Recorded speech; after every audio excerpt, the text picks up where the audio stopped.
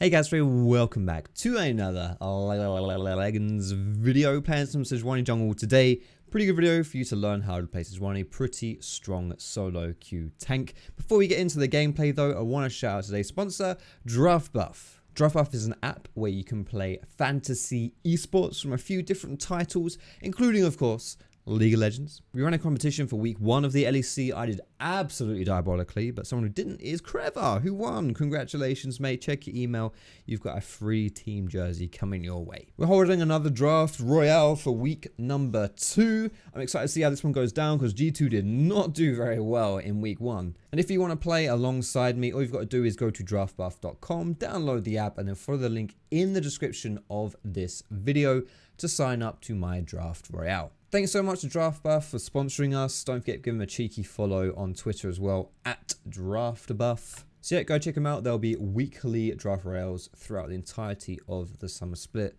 Lots of fantasy sports to play, but enough about that. How about we play some League of Legends? Sound good?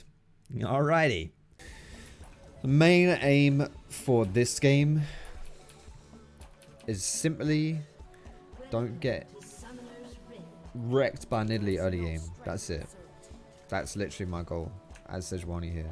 So wherever we path for, whatever we want to do, whoever we want to gank and all that malarkey, comes secondary to just not getting done in by Nidalee when she invades me. And yeah, we want to try and path so that we're not in the same area of the map as she is, because Nidalee likes invading. She also, yeah, Sejuani gets kind of low when she's, yeah, this is probably, Sejuani gets kind of low when she's clearing, and all these things add up, you know. Maybe will just do some scary things. Alright, so Vigo has his cage. Oh, my E is on smart, not on smart class. Right in my hammer. Well, I'm no expert. I am no expert, but I feel like we came out on top of that one.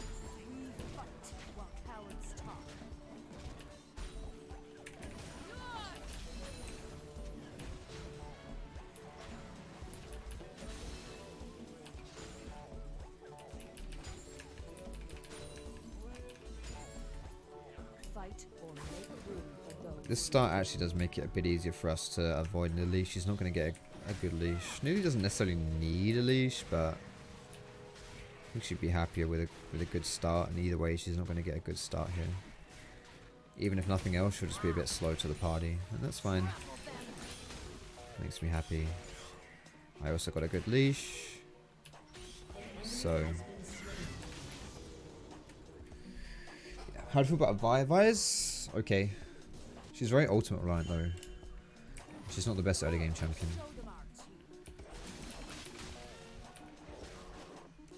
She's like an assassin version of like Jarvan and or Mumu, you know.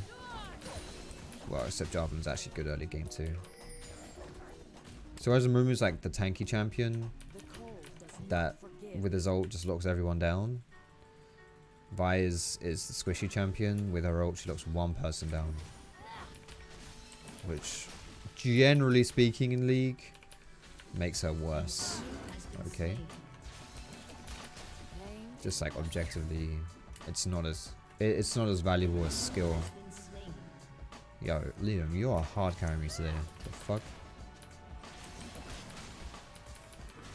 But I was kick ass in that Warriors video. I don't even remember that.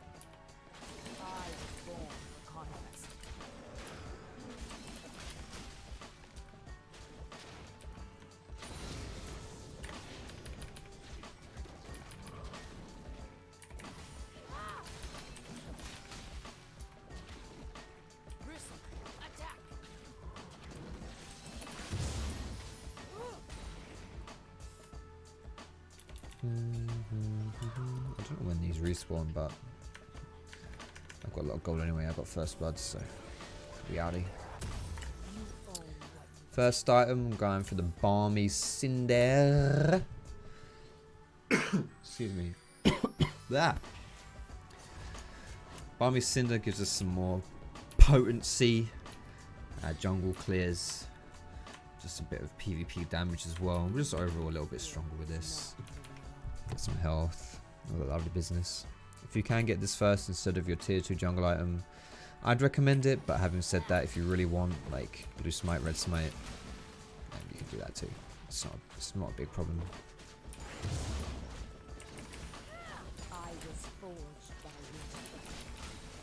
Not a problemo, really.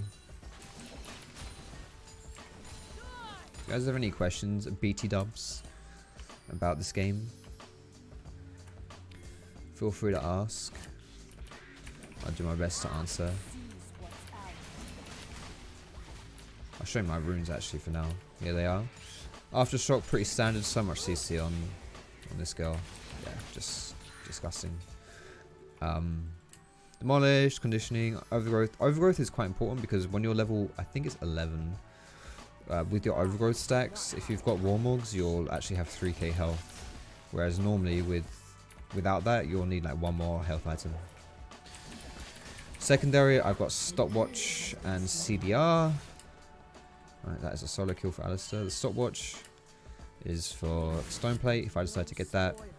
And CDR is because, you know, I am the queen of utility. CC. Your gunzo, mate. Okay. This, I feel like if we'd waited to do this on the dive, that probably would have worked. But he went in a bit early there. That's okay, yeah. I'll just get dragon.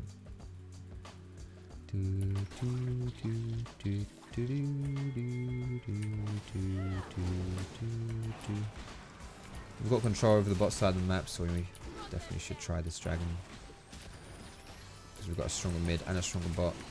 Dragon's always something that you want to go for. If you can get dragon early, then you can go for an early Ocean Soul. Sorry, not Ocean Soul. Well, it could be Ocean Soul this game, to be fair. I meant Dragon Soul. Honey Dragon Soul. Honey Dragon Soul is a pretty big win condition. The team that gets Dragon Soul wins like 77% of the times in solo queue. Now, a lot of that is correlation, not causation. So, if you're the team that's been able to secure 4 dragons, there's a good chance that you're the team that's, you know, ahead, winning, and therefore, do you know what I mean? That 7% win rate makes sense. But there's no denying that getting the dragons definitely helped. Yeah, fruits can't slow Sejuani if her passive is up, which is kind of cool, I guess. Almost level 6 here. This is when I can feel powerful. There we go. I can actually do some stuff on this champion. Although, to be fair, like, you can do stuff before 6 as well on Sejuani. I just prefer to play a more farmy. It depends a little bit on your lanes. This game, for example, I've got Aurelia, Cho'Gath, Alistair. Anytime when I'm talking about lanes, I'm talking about like gank setup, but also I'm talking about melee champions. So a cool interaction for Sejuani, holy moly, is you see those stacks that build up when you hit knobheads. You've seen it there. You're going on 2 stacks. Every 4 stacks, you can stun someone. There is an internal cooldown on champions, but not on jungle monsters. But either way, it sets up the stun, right? Now, Sejuani herself gets those stacks by hitting things, but if you're a melee champ, you also set up those stacks for Sejuani when she's in range. So basically, if I were to walk into mid lane and Aurelia auto attacks Ez, she'd start building stacks on Ez. And then it's just a really easy stun for me, and yeah, just good gank setup. It's partially why I picked Sejuani as well, because we needed a bit more magic damage too. She's not quite a AP carrier, but she does do some magic damage. But yeah, some of the best matchups, like team comps to pick Sejuani into, or I guess not into, but like your team comps. Champions like Yasuo and Aurelia, like high damage champions that you just insta stack up CC. And imagine how OP Yasuo and Aurelia would be if like every 4th auto attack, you know, they just stunned you and did like 300 damage to you. That's kind of crazy. Alright, first actual gank of the game here.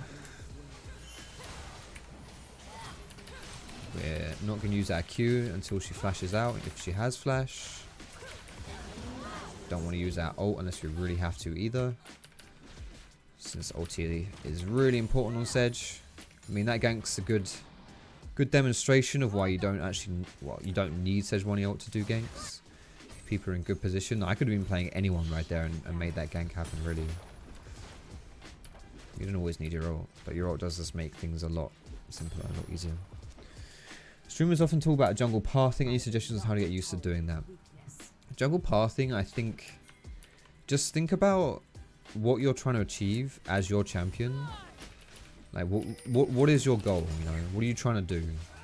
Because with that in mind, you can decide where it is you want to, like, finish, where you want to start up, and therefore, at the same time, same logic. Oof. Isn't Nidalee here? I thought I just saw Nidalee. Yeah, I did. At the same time, that will determine where you start. So, for example, as Sejuani, you want to farm some more. Wait. As Sejuani, you want to farm. So, I start bot side, get a leash, and I just basically full clear the jungle. Just because I'm just trying to farm. Not really too much to that, honestly. But then I'm also thinking, okay, if I was playing like Xin Zhao, for example, what lane would I want to... You don't want to farm on Xin Zhao. So instead, I just want to look for pressure. I just want to look for ganks. So where's my best chance of getting a gank early game? In this game, I would have probably gone like red and then level 2 gank bot or something. Because we've got a good gank setup with Alistar and Poppy. Veigar can't really run away from me, especially early game. I mean, I guess this Veigar did level E early, but still, like, it's really hard for them to get away from me. And then as the game goes on, you're thinking about, alright, which one of my lanes do I want to influence? What objectives are coming up? And it all just, like, right now, I'm not even farming my jungle here because my bot lane's so far pushed up doing stuff that I'm just trying to help them, just trying to protect them. I know Nidalee did just take Herald, but like, I just want to be around here so that if something happens, I can team up with my bot lane and we can do something. And then, obviously, this is another thing. So, there's dragon spawning, so this means that my pathing was going to be focused around being at dragon as soon as it spawns, because we can get it on spawn. It is an ocean soul, very nice. So I wasn't going to go top and like full clear down because that would inhibit my ability to get a dragon, you know? I can flash smite this guy. Is that worth it? Oof, I missed the second W. Right in my hammer. Got demolish. Let's pop that. We'll actually get this tower with demolish.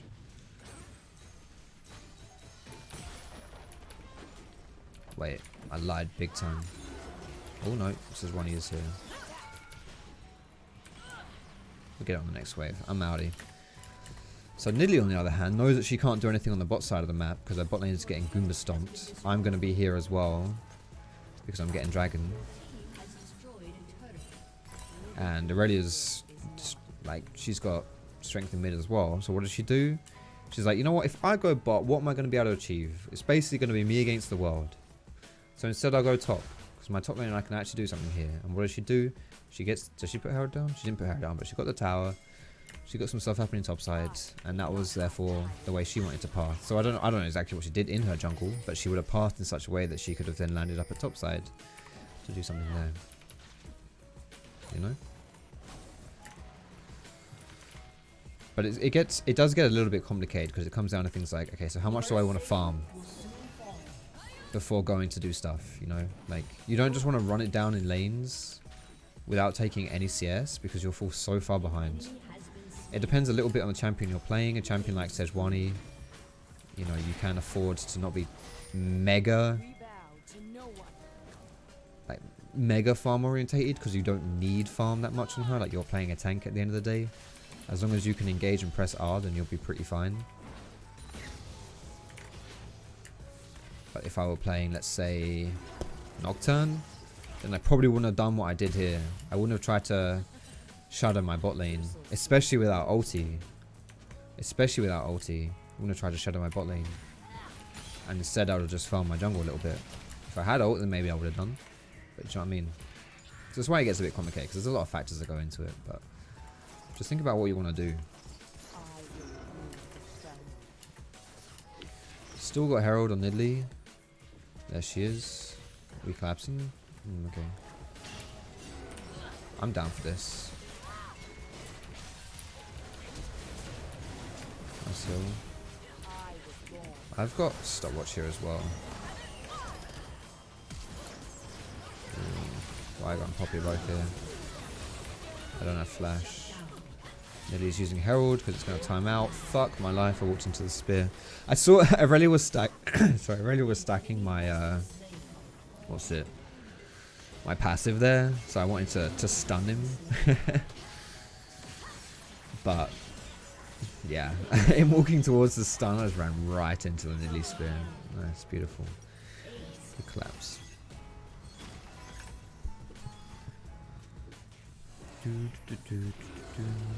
Alright, so nice waste of a Herald there. I respect Nidalee putting it down because it was probably going to time out.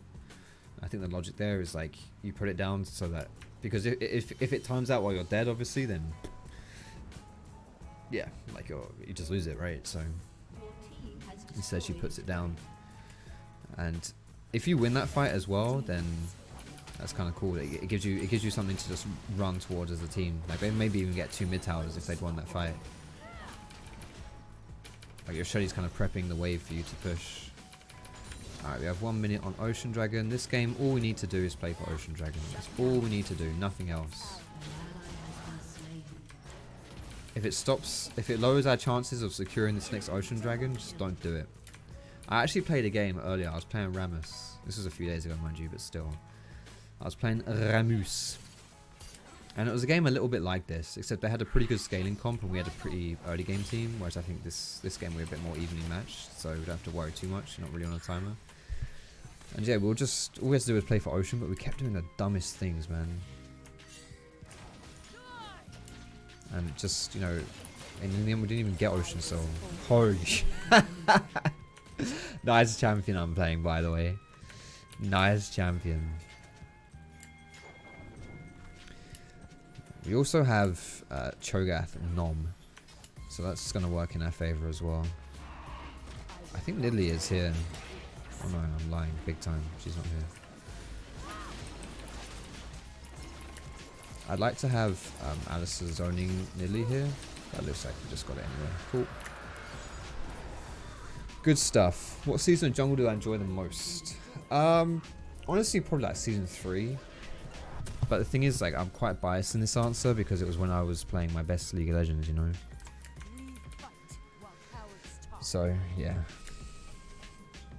Alright, so right now we're rushing this Warmogs because just health on Sejuani, it's nice.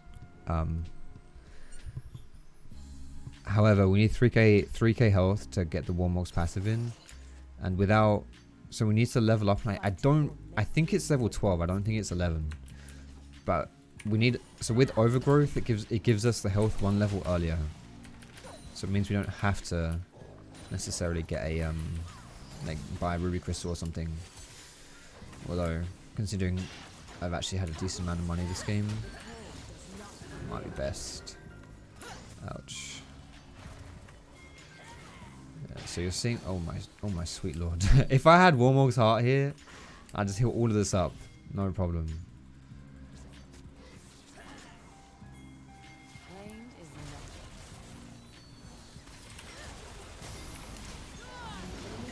Alright, nope, not quite there, so it's level 12. So it's giving me like 150 extra health. Yeah, so I would need like level 13 or 14 if I didn't have overgrowth. Whereas now I just need level 12. So just gotta hang on for a little bit. No problem.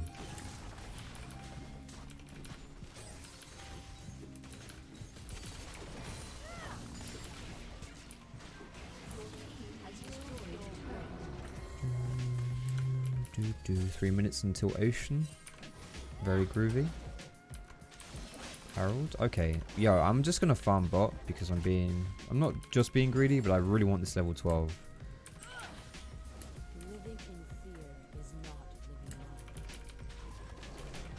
farming the jungle would be my... I mean, is this even giving me that much XP? It probably isn't. This is level 12 though, it should give me a lot of XP. Maybe I needed to go for this. I've got some time to get Warmogs here.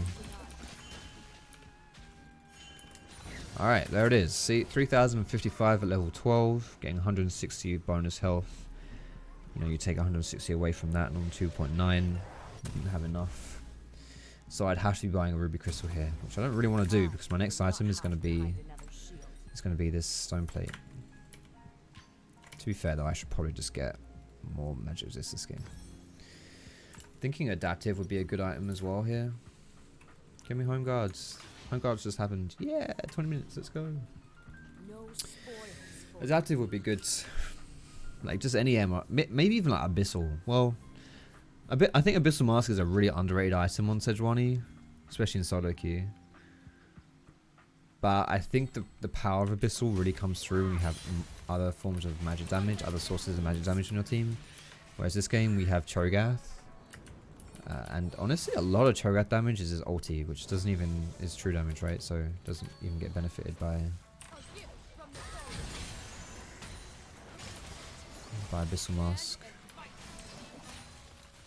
Just need to play for Ocean. That's literally all we have to do here. So using my ult at 130 means that it's going to be up again for the dragon play. Yeah, I'm still going stone plate. Because, you know, like, they're not full magic damage, this team. There is an Ez mid, but that Ez mid is pretty weak. And on top of that as well, like, if I'm tanking objectives like Baron, for example, if we want to go for Baron play, which we can do, because we're doing pretty good in this game. If we want to go for Baron play, like, we need someone to tank it. I guess we have Cho'Gath, but still, like, it means I can tank it. Also means that I'm getting out of here. It means like for towers and stuff like that, if we're ever tower diving, it's just good to have all that extra bit of armor. Armor's just a nice stat to have. You don't necessarily need to be playing versus like an AD team to justify getting armor, you know. Why can we see him in the bush? Legit. Why could we see him so easily? Where's my team?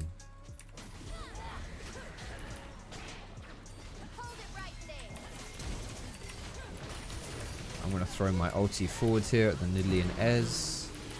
I don't really care about the whoever that was down there. I don't have stopwatch. So now we run with our Warmogs. It's Poppy that I didn't care about. We run with Warmogs. There it is. Getting back to full health. And Ocean Soul. So Warmogs plus Ocean Soul is pretty disgusting, actually.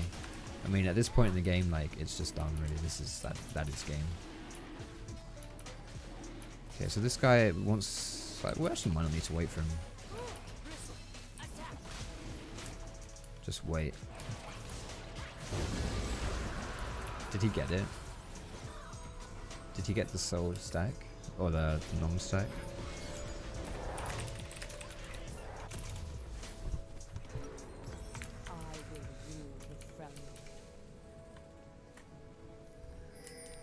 I waited for him. That Rayleigh just came in and was like, ah!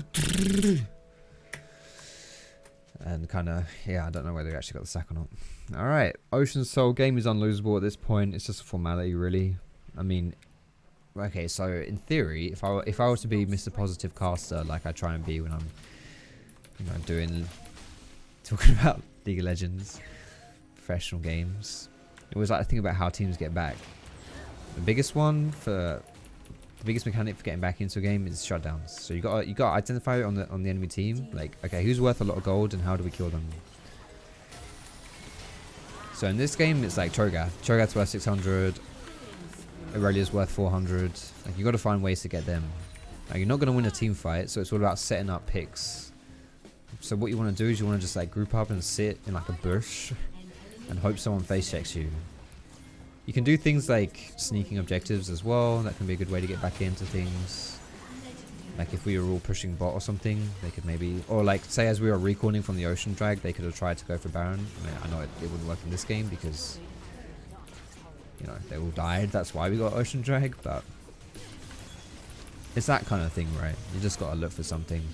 But you have to take risks as well. You have to know, like, even if sitting in a bush or trying to sneak a Baron, even if those plays are like, wow, there's a good chance this doesn't go well. It's like, okay, but there's a bigger chance that if you don't try and do that, that the rest of the game isn't going to go well, you know? So it's worth it. If sitting on your ass doing nothing gives you like a 20% chance to win at this point, and the Baron play has like a 25% chance of working, then you take those odds. You know, you go for it.